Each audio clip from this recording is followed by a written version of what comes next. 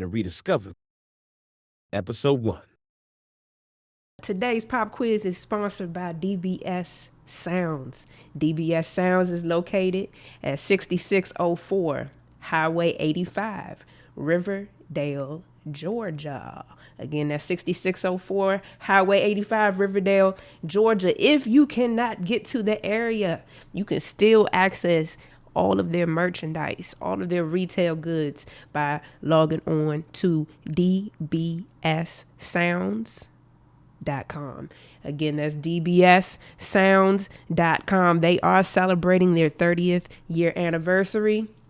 Shout out to Tobago and Darnell over there at DBS Sounds. Thank you for sponsoring episode 1. So for the pop quiz, today's cassette tape is a summertime anthem.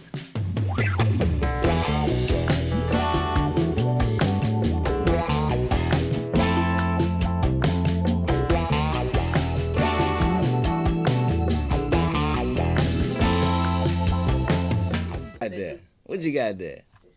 Not the Uncle Luke. I want to rock right now. Come on. Let's go ahead and rewind this joker back to the beginning.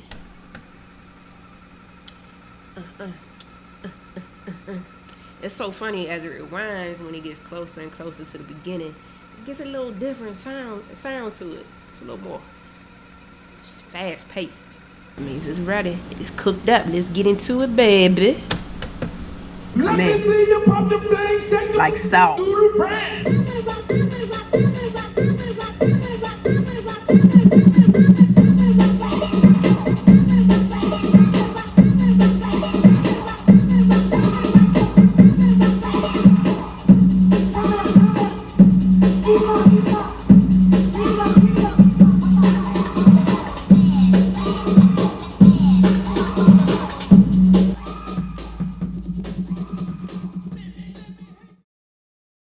So my name is Larry, aka New Face Compton, born and raised in Detroit, transferred to Atlanta, GA, been here since 94.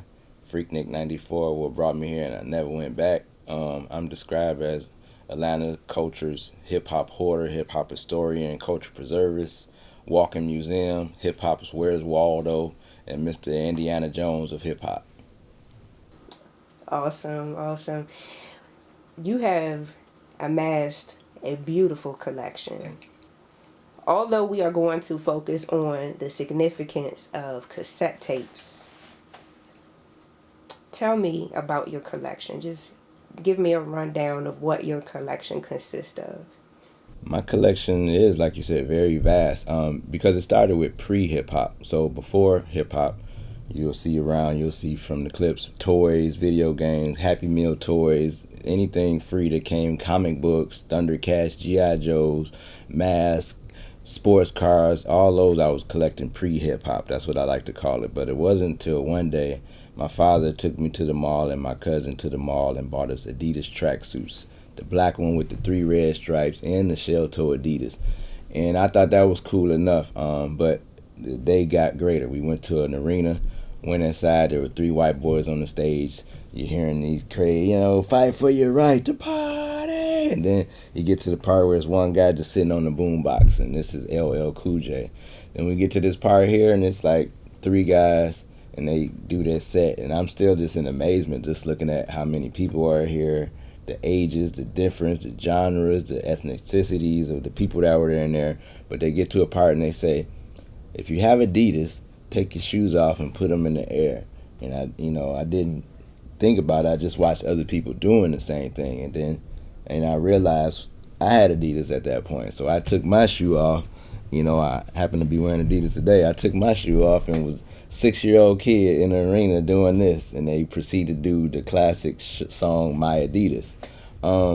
And that was probably my introduction to hip-hop. I had heard of hip-hop, I heard of it on the radio, but that was the first time I was able to get a grasp and see people that looked like me supporting something that, I liked and my father introduced me to. And when we talk about collecting, that ticket stub is what I still have, and I remember that. And every time I look at that ticket stub, I remember going there with my father and my cousin and that experience. And so that's when it switched for me all right there in hip-hop. And so I was Ticket stubs was one, and since then I was going to the record store every Tuesday buying the cassette tapes of my favorite artists, going to the grocery stores buying the Source magazines, the Rap Sheet magazine, anything consistent in rap, I was buying it at that point as a kid. Give me your thoughts on cassette tapes and their place in the market today. I recently saw a resurgence of cassettes maybe a year or so ago. I remember cassettes when I was in high school, making my own personal mixtapes and listening to the radio, catching the DJ mixes at night and stuff like that, and making my own mixes. But now they're coming out as colored cassettes as well. So you have some artists, hip hop, rock, different genres that are releasing cassettes along with CDs and vinyl, so you get like a bundle type thing situation going on. So it's coming. We sell the cassette players here as well, and the portable cassette players as well, and we also have the component deck where you get the CD player and the cassette play as well. So you have it all. Personally, I believe it's the product. So you have the artwork, you have where the song was recorded, the engineers, the producers, you have the credits, who they thank, and you have the artwork, the photographer who actually took the pictures for the cover or any of the artwork in the packaging. And I always personally like I could stop and rewind and play the cassette or fast forward. So I like it that it was, it's handheld. You put in your pocket, put in your back pocket, put in your book bag, and you just put your headphones on and just really focusing on what you're listening to and focusing on that art. All right, like I said, today we're gonna be examining Luke, I Wanna Rock. All right, this is a cassette single coming from Luke LP number 91830, titled I Got Shh on My Mind. Again, this is produced by Luke, properly known as Luther Campbell. Alright, Luke Records, cassette single. This is the Luke Records artwork. We'll talk a little bit about that more here shortly. Let's get into the back where all of the information and the accolades are listed.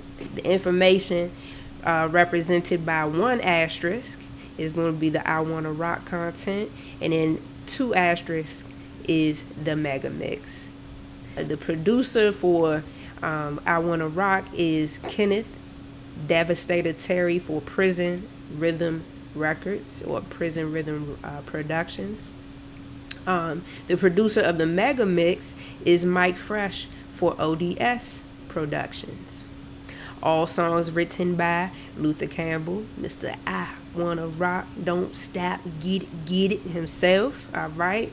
All songs were published by Pac Jam Music, BMI. Scratches by Devastator and Mike Fresh. Background vocals, I find this part to be very interesting. When they get real rowdy at the end of that song, the end of I Wanna Rock, it's the ghetto style crowd that's doing those background vocals. Engineering, those folks that's sitting behind the boards making sure this joint sound real crispy, is Eddie Miller and Ted Stein. They did that at Luke Recording Studios. Speaking of Luke Recording Studios, that was located in Liberty City, Florida. Management provided by Rockville Productions, coming out of Miami, Florida. If you needed to get in touch with these folks, you would have dialed 305-757-3279. This project was mastered by Mike Fuller at Fuller Sound, Miami. Graphic design. Let's get back into that artwork on that cover. Graphic design, Mr. Milton Mizell. Photography by Bill Knight of Pyramid Photography.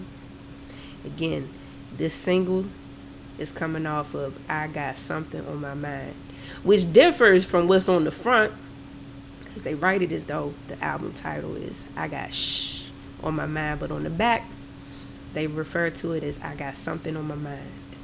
Okay, this is a Time Warner company. Atlantic Records, which is located at 75 Rockefeller Plaza, New York, New York. All right, so them Florida dudes was going up to New York getting them deals.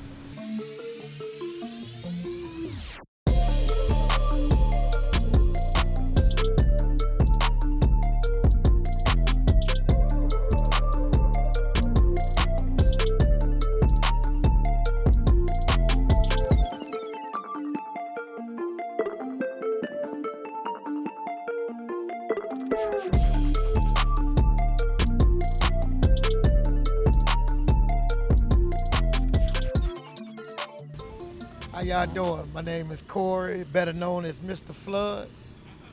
Her name is Big Red, and she's a 1960 Chevy Impala. The music I got in there, I got 412s in there, surround sound system inside. The quality of music I listen to, I'm from the old school, so I still listen to CDs. I got the USB.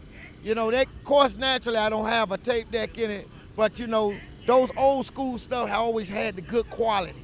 And I still believe in that to the day, as far as when you're a music fanatic. I listen to all the old school stuff, all the old school hip hop rappers, such as Luke, you know what I'm saying, from the 305, Dade County.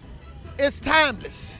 When we had nothing else but music, this was what we put in to soothe our mind, to get us to that day. I mean, I know technology is technology, but this is where it all started, from the reel to the tape.